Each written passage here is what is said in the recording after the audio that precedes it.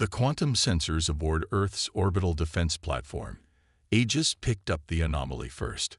Dr. Maya Patel watched as her screens lit up with readings that defied conventional physics. Something massive was tearing through the fabric of space-time, heading directly for the Sol system.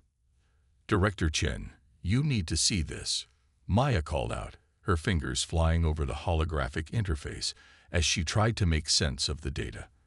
The platform's director, Sarah Chen, appeared behind her almost immediately, her expression grave as she studied the readings. "How many?" Sarah asked quietly. "At least 30 ships, ranging from cruiser to dreadnought class, based on mass displacement. They're using some form of faster-than-light travel we've never seen before. The first alien contact humanity had been preparing for over the past century was about to happen, but not on Earth's terms."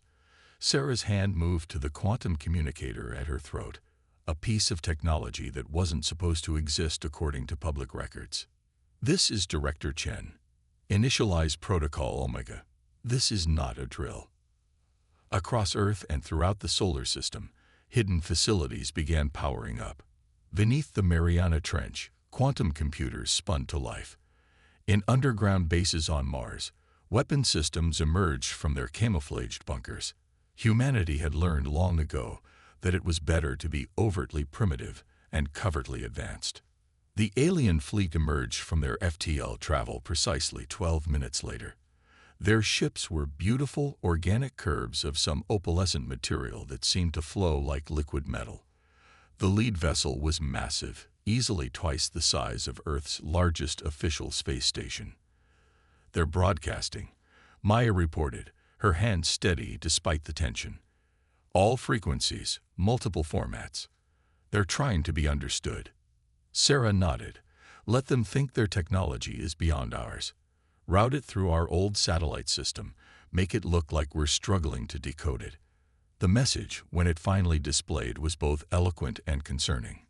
"People of Earth, we are the federated worlds of enlightened species. We have watched your development with great interest. Your potential is remarkable, though your technology is still primitive by galactic standards. We come offering friendship, knowledge, and a place among the stars." Sarah's eyes narrowed as she read between the lines. The message was perfectly crafted to appeal to human desires, while subtly emphasizing Earth's technological inferiority. She'd seen similar diplomatic approaches in humanity's own history, right before one civilization absorbed another. "Send the prepared response," she ordered. "Full humility protocol. Let's play this their way for now." For the next 3 months, the Federation's diplomatic mission proceeded exactly as they planned. Earth's governments appeared suitably awed by their advanced technology. Federation advisors were welcomed into research facilities, though only those showing appropriately primitive technology. Trade agreements were drafted, cultural exchanges planned. But Sarah Chen saw what others were meant to miss. The Federation ships always positioned themselves above strategic locations. Their cultural surveys focused suspiciously on Earth's biological diversity. Their technological gifts were carefully chosen to create dependency rather than understanding. In her private quantum-shielded office beneath the Pacific Ocean, Sarah reviewed the latest intelligence with her most trusted analysts. The holographic display showed previously undetectable Federation probes scattered throughout the solar system, cataloging resources and defenses. "They think we're children," Dr. James Rodriguez, head of xenobiology, noted as he studied the data. "They'd done this before, uplifting primitive species just enough to make them useful servants." Sarah's smile was cold. "And that's their mistake. They expect us to be either primitive or openly advanced. They never considered we might be both." She turned to Maya, who had been promoted to head of quantum analytics. "How long before they make their move?" "Based on their scan patterns and ship movements, no more than 2 weeks. They're particularly interested in our genetic diversity. Earth has more unique DNA patterns than any world they've encountered." Sarah nodded. Everything was proceeding according to humanity's predictions. The Federation's type was depressingly common in human history. Convinced of their own superiority, unable to conceive of being outmaneuvered by those they considered primitive. "Begin Phase 2, she ordered. "Let's show them the price of arrogance." In high orbit, Federation Ambassador Vex stood on his flagship's observation deck, watching Earth rotate below. Such a prize, he thought. So many useful species, so much genetic material to harvest. And the humans themselves. In the Federation's capital, riots erupted as citizens discovered the true fate of those 17 uplifted species. The carefully maintained facade of benevolent leadership crumbled in the face of undeniable evidence. "Admiral," Maya called out, excitement in her voice, "we're receiving transmissions from multiple Federation worlds. They're requesting Earth's protection against their own military." Sarah stepped forward, addressing the quantum-linked communications array that would carry her words to every Federation world simultaneously. "People of the Federation, we are not your enemies. We are not here to conquer or subjugate. We offer you what your leaders never did, the truth and the freedom to choose your own path." The response was overwhelming. World after world declared independence from the Federation, protected by invisible human ships that appeared just long enough to prevent military reprisals before vanishing again into quantum shadows. The Federation's fatal flaw, Sarah mused, watching their empire crumble without a single shot fired, was believing that technological superiority meant strategic superiority.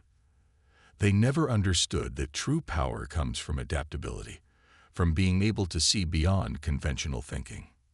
In the quantum war room, humanity's leaders watched as decades of preparation paid off. The Federation had expected a primitive species fighting with brute force and desperation. Instead, they found themselves undone by surgical precision and strategic innovation. "Maya," Sarah ordered, "prepare for Phase 3. It's time to offer the Federation a choice of their own, reform or irrelevance." The quantum displays shifted, showing the next stage of humanity's plan. Operation Shadow Strike had never been about military victory. It was about fundamental change, about showing the galaxy a different way forward. The Federation had sought to harvest Earth's resources. Instead, they had awakened something far more powerful: humanity's capacity to innovate, to adapt, and to show mercy even to those who had shown none to others. In the Federation's capital, riots erupted as citizens discovered the true fate of those 17 uplifted species. The carefully maintained facade of benevolent leadership crumbled in the face of undeniable evidence. "Admiral," Maya called out, excitement in her voice, "we're receiving transmissions from multiple Federation worlds. They're requesting Earth's protection against their own military." Sarah stepped forward, addressing the quantum-linked communications array that would carry her words to every Federation world simultaneously. "People of the Federation, we are not your enemies. We are not here to conquer or subjugate. We offer you what your leaders never did, the truth and the freedom to choose your own path." The response was overwhelming. World after world declared independence from the Federation, protected by invisible human ships that appeared just long enough to prevent military reprisals before vanishing again into quantum shadows. The Federation's fatal flaw, Sarah mused, watching their empire crumble without a single shot fired, was believing that technological superiority meant strategic superiority. They never understood that true power comes from adaptability, from being able to see beyond conventional thinking. In the quantum war room, humanity's leaders watched as decades of preparation paid off. The Federation had expected a primitive species fighting with brute force and desperation.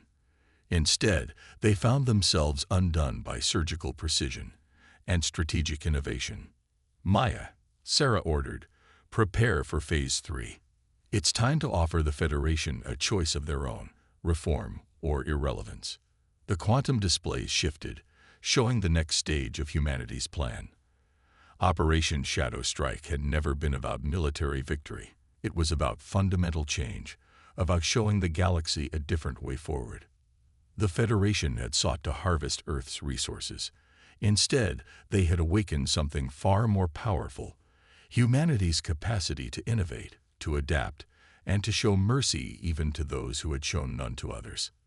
Their rigid hierarchy is becoming their downfall, Dr. Rodriguez observed from his xenobiology station. They designed their entire military to respond to superior force, but they have no protocols for dealing with an enemy that shows mercy. In Federation space, the pattern continued to unfold. Human ships would appear just long enough to prevent military strikes against civilian targets, their advanced quantum technology, making Federation weapons look primitive by comparison. But instead of pressing their advantage, they would offer protection and cooperation. "Sir," Maya reported, excitement creeping into her professional tone. "Federation Security Council is fracturing. 3 of their 5 senior commanders are calling for immediate negotiations with Earth." There, throughout the solar system, humanity's hidden fleets emerged from quantum darkness. Federation bases on Mars and Venus found themselves surrounded. Surveillance probes went dark as human quantum weapons reduced them to atoms.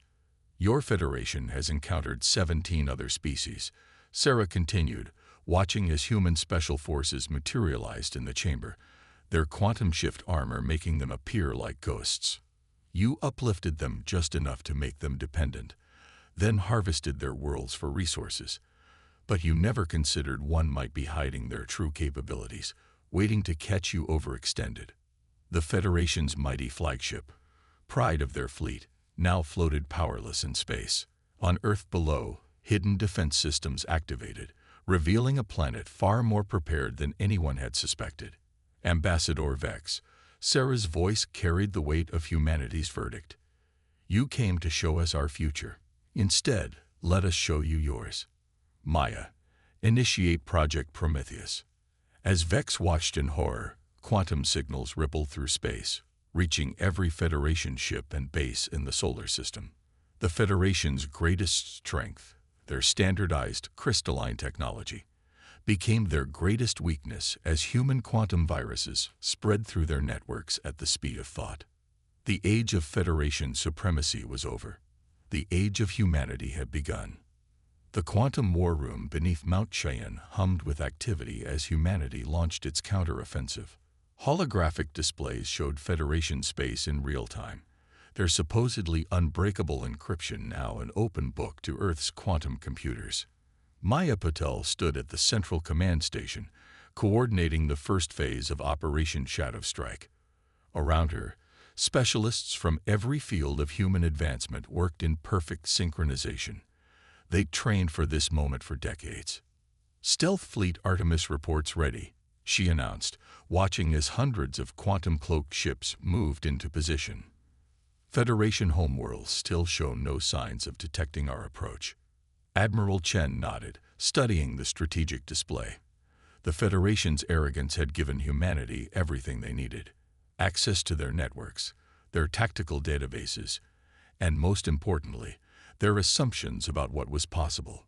The Federation believes faster-than-light travel requires massive energy signatures, Sarah explained to the assembled commanders.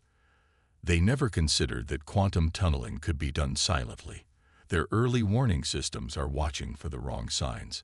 On the main screen, Federation worlds glowed like jewels, their defenses oriented toward conventional threats.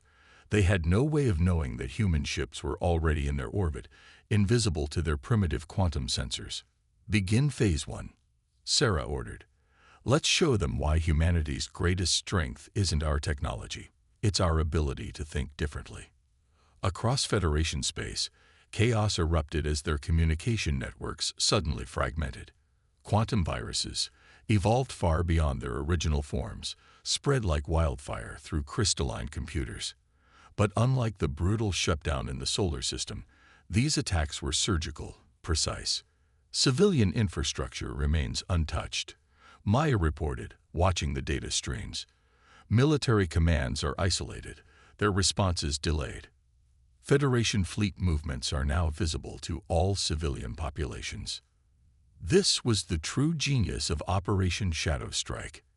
Instead of a direct military confrontation, humanity had chosen to expose the Federation's lies to its own people.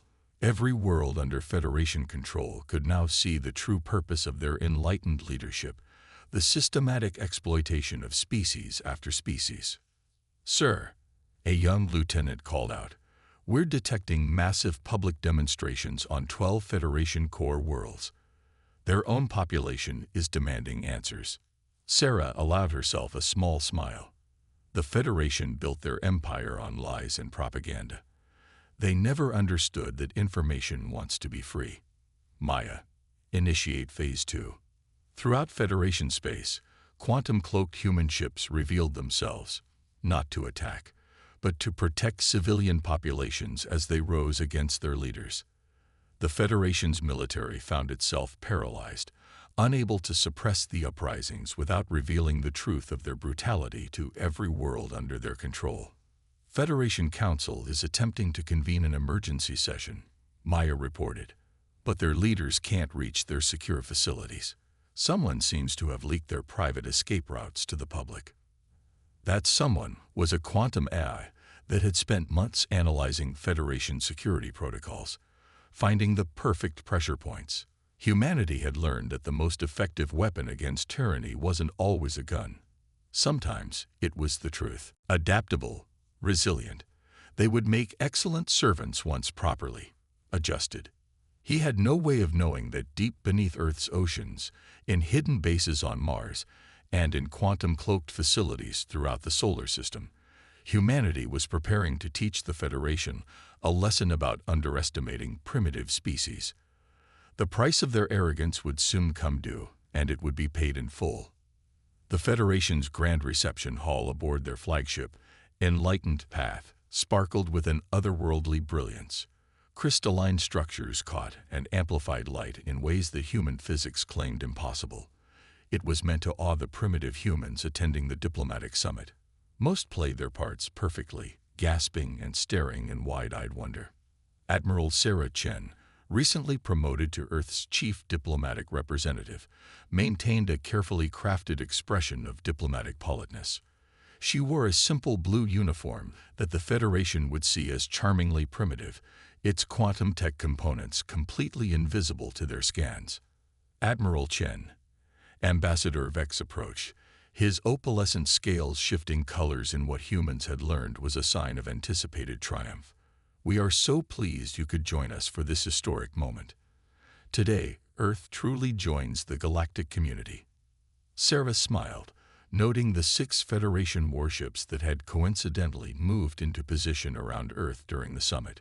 "We're honored, Ambassador. Humanity has so much to learn from the Federation." Vex's secondary eyes flickered in amusement. "Indeed. In fact, we have prepared a special demonstration of Federation technology, something to show you exactly what humanity's future holds." The trap was about to be sprung. Sarah had known it was coming.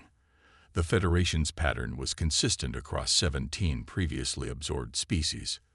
First contact, technological gifts, diplomatic overtures, and then a swift demonstration of overwhelming force to ensure compliance.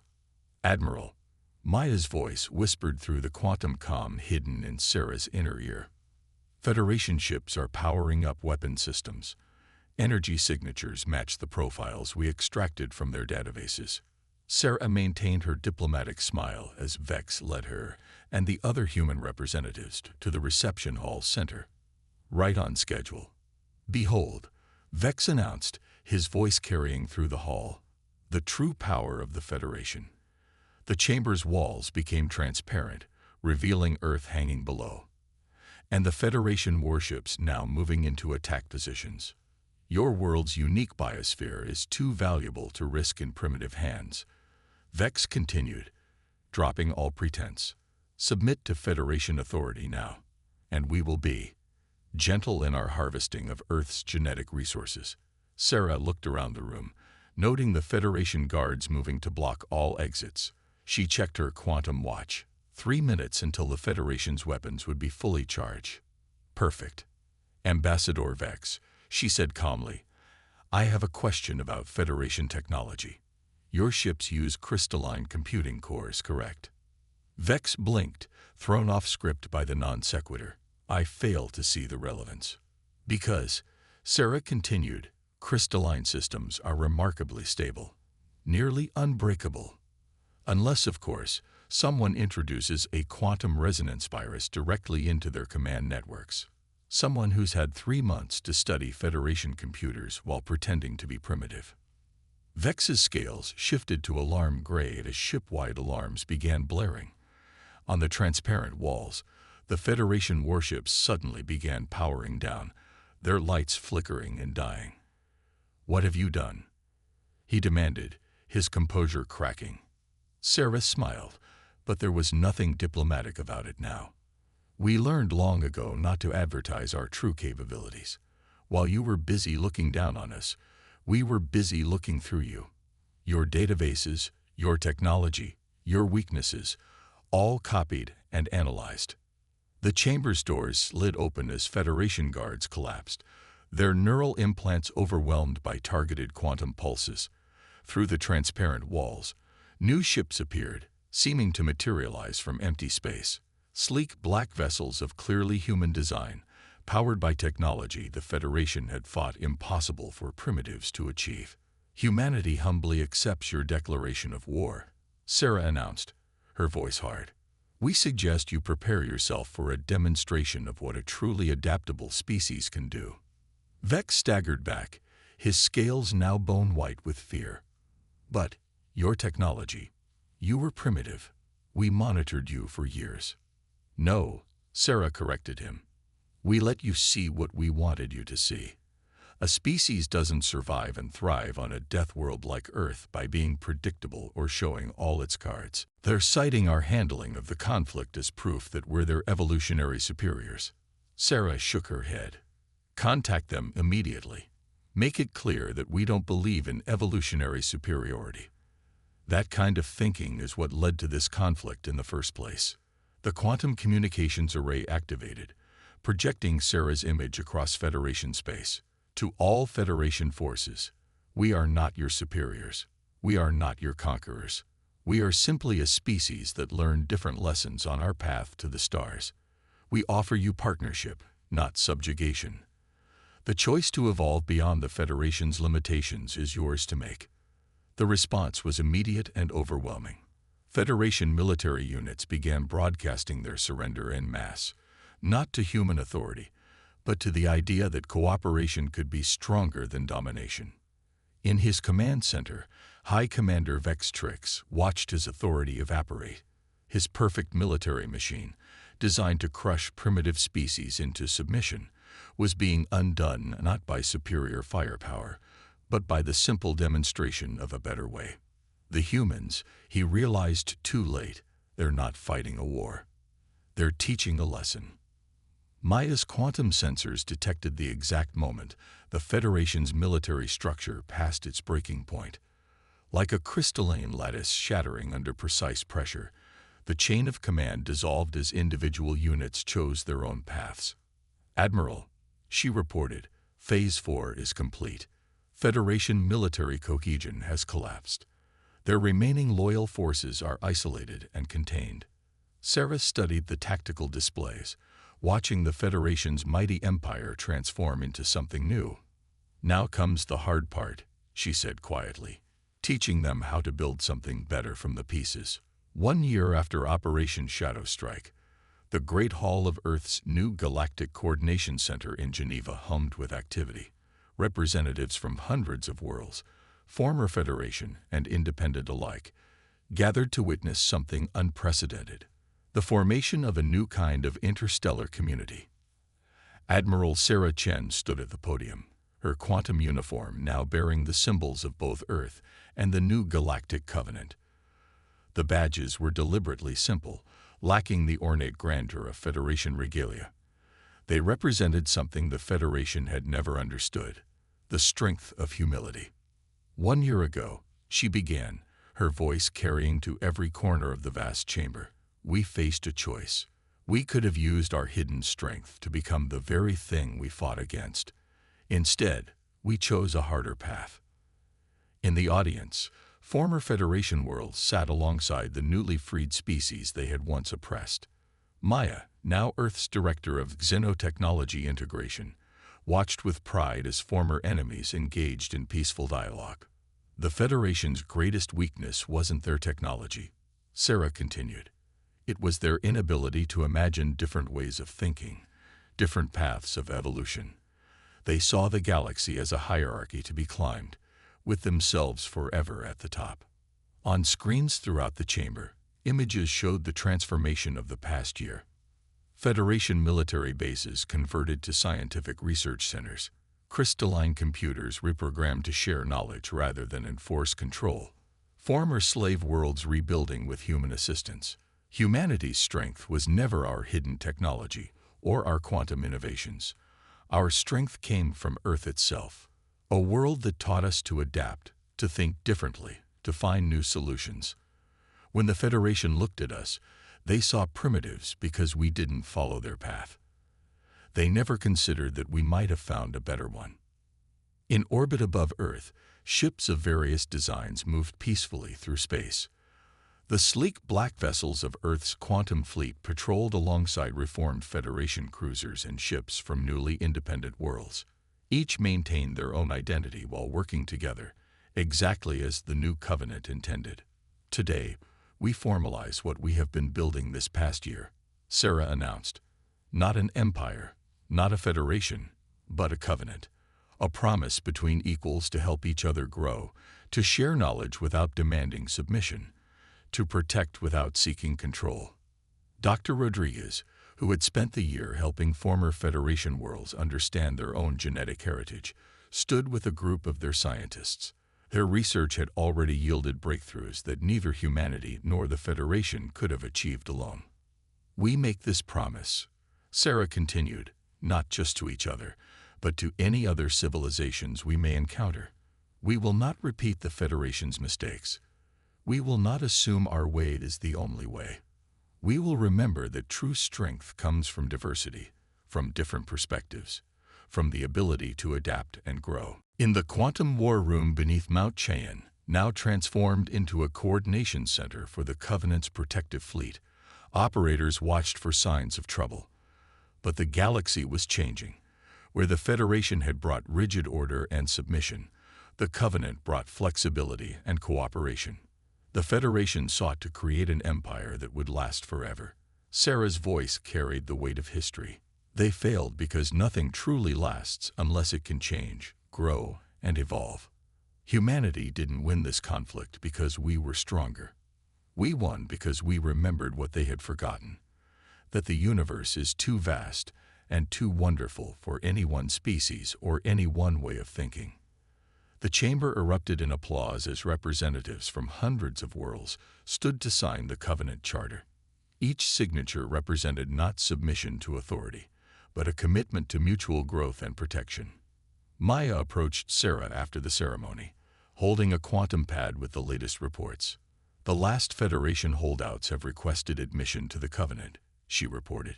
Even they can see that cooperation is more powerful than control. Sarah nodded, looking out over the changed galaxy. The real work is just beginning. Power, even used wisely, brings responsibility. We'll need to remain vigilant, to remember why we chose this path. And if we encounter other expanding empires, Maya asked, other federations that believe in their own superiority. Sarah smiled. Then we'll do what humanity has always done. We'll adapt, we'll innovate, and we'll show them a better way. Because that's what we learned on Earth.